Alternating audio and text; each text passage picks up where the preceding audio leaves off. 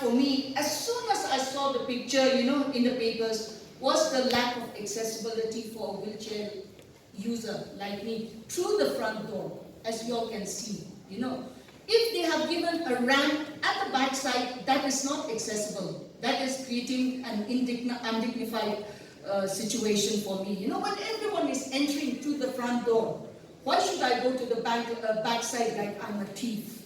I'm not a thief. I need to go in through the front door like everybody else. So the first red flag was for me is that front door. There is no accessibility for me.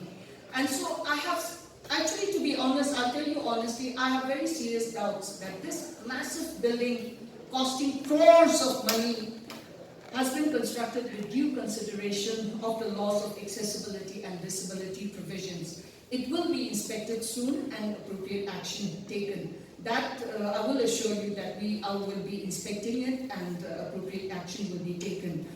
It is, as I have already said, it is completely unacceptable that construction of public buildings in our state is still violating accessibility laws and provisions.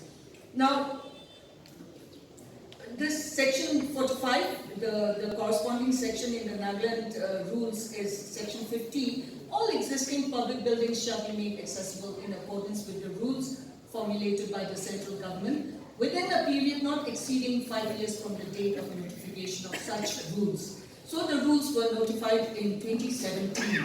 So the deadline of 5 years has already expired, and we can see the state of affairs in our state. All these provisions in the sections mentioned are the responsibility of the authority of the department that looks after the construction and the maintenance of public and government buildings and spaces.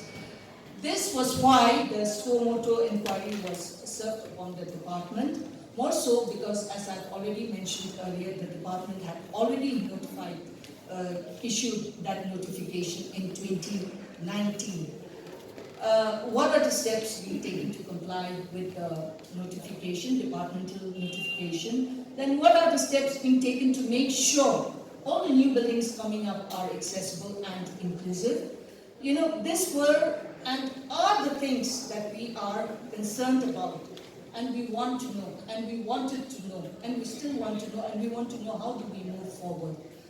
I repeat myself, I think I've repeated myself a lot of times already, but I repeat myself, but I just want to underline that it is completely unacceptable, that virtually all our government and public buildings and spaces are still inaccessible, and we continue to disgracefully build inaccessible buildings and structures in violation of all existing disability laws.